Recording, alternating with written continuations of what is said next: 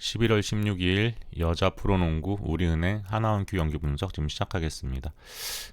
제목처럼 이 경기는 거의 역대급 핸디 기준점이 아마 나오지 않을까 그런 예상을 좀 한번 해보고요. 이 경기는 이 사진 하나면 끝입니다. 답이 나왔다고 봐야겠죠.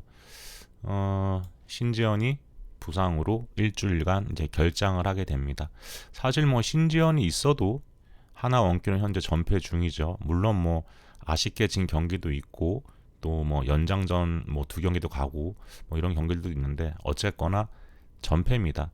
근데 신지현 없이 다른 팀도 아니고 우리은행을 상대한다는 거는 사실 분석이 좀 무의미하지 않을까 그런 생각을 한번 해보고요. 그나마 요즘 하나 원큐에서 농구를 하는 선수가 신지연 또 김혜나 정도인데, 김혜나도 사실은 신지연 효과를 보고 있던 상황이라 신지연이 없으면 김혜나도 그냥 고립이 될 거라고 봅니다. 결국 이 경기는 위성우 감독이 어떤 식으로 운영을 하느냐가 관건이겠죠. 처음부터 풀 주전을 가동해서 점수 차이를 최대로 벌려놓고 빠른 시간에 편선우, 방보람, 백지원, 나은정 같은 선수들을 기용해서 경험을 쌓게 해주느냐, 아니면 주전과 백업을 적절하게 섞어가면서 경기를 진행을 해가고 4쿼터 말미에 백업들을 대거 투입을 하느냐. 어차피 우리은행 입장에서는 1점 차로 이기던 2점 차로 이기던 이기면 그만이기 때문에 오늘 경기는 위성호 감독이 거의 지배를 한다고 봐야 할 것 같습니다. 핸디가 대략 17.5에서 최대 20.5사라고 볼 때, 일단 해외를 보면 핸디가 지금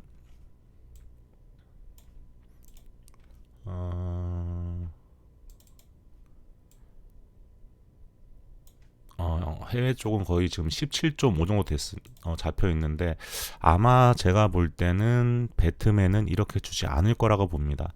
왜냐면 배트맨은 더 독하기 때문에 거의 한 18.5, 19.5 주지 않을까. 17.5를 준다는 거는 좀 상상이 안 되고요. 미성호 감독이 좀 편안하게 백업 선수들을 기용하려면 그래도 한 25점 차 정도에서 30점 이 정도가 좀 나면 투입을 하지 않을까, 이런 생각도 좀 한번 해보고요. 솔직히 초반부터 거의 빡세게 경기 운영을 하게 되면 제가 볼 때는 전반전 끝내고 나면은 30점 차 가까이 날 수도 있다고 봅니다. 그만큼 지금 하나 원큐 상황이 굉장히 좋지가 않고요.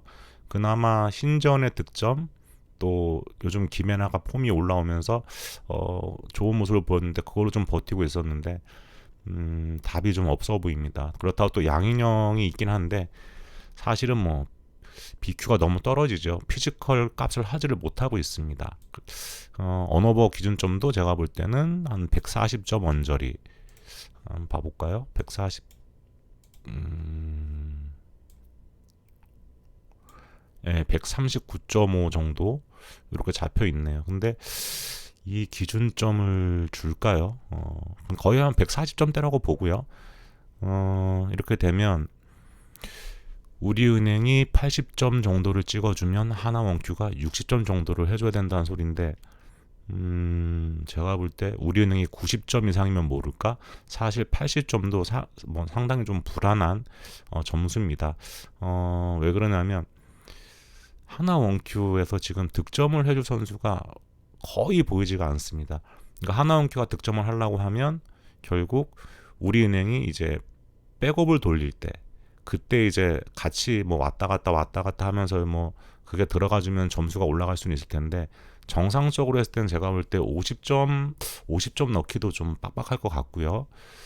우리은행이 한 90점 이상 넣어주고 이러면은 오버가 날 수도 있겠지만, 제가 볼 때는 이 경기는 오버로 가기는 조금 어려운 경기가 아닌가. 그리고 사실 우리은행이 백업 선수들이 나와도 그렇게 또 크게 밀 것 같지도 않습니다. 결국 이 경기는 한 18.5까지는 우리은행 핸디승을 보는 게 좋아 보이고요. 언어보 같은 경우는 역시 140점대라고 하면 언더를 보는 게 좀 좋아 보입니다.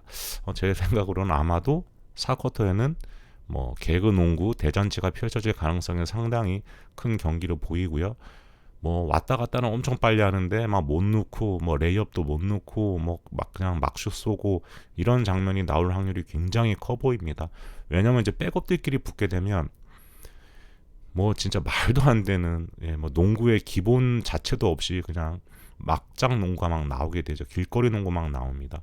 네, 제가 볼 땐 내일 4쿼터는 그럴 가능성이 좀 높아 보입니다. 그럴 때 만약에 우리은행은 못 넣고 뭐 하나 원큐만 계속 넣는다. 그러면 스코어가 막 또 줄어들 수도 있긴 하겠죠. 근데 그런 일이 벌어지면 그거는 뭐 운이라고 봐야 될 것 같습니다. NBA에서는 보통 뭐 에이스급 선수가 빠지면 갑자기 다른 선수들이 뭐 미쳐갖고 쓰나미를 안기기도 하지만 대한민국 연홍에서는 에이스가 빠지게 되면 그 팀은 그냥 나락으로 빠지게 됩니다. 제 생각으로는 KB스타즈의 박지수가 빠진 것보다 하나 원큐에서 신지현이 빠진 게 더 큰 타격이라고 보면 될 것 같습니다. 그래도 KB스타즈는 농구를 하는 선수들은 몇몇 있거든요. 근데 하나 원큐는 제가 볼 때 지금 현재로서는 정말 답이 없습니다. 그래서 이 경기 우리은행 한 18.5까지 핸디승 그리고 140 뭐 139.5도 저는 언더를 보도록 하겠습니다. 뭐 이 경기는 제가 볼 때 뭐 많은 분들이 거의 뭐 우리은행 핸디승을 볼 수밖에 없는 경기라고 보여지고요. 뭐 마지막에 이제 조금 쫄리면서 볼 수도 있겠죠.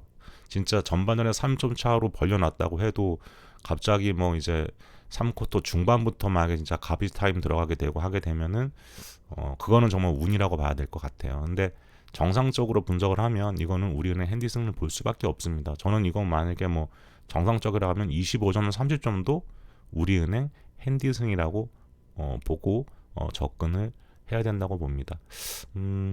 연홍은 이 정도로 정리를 하고요.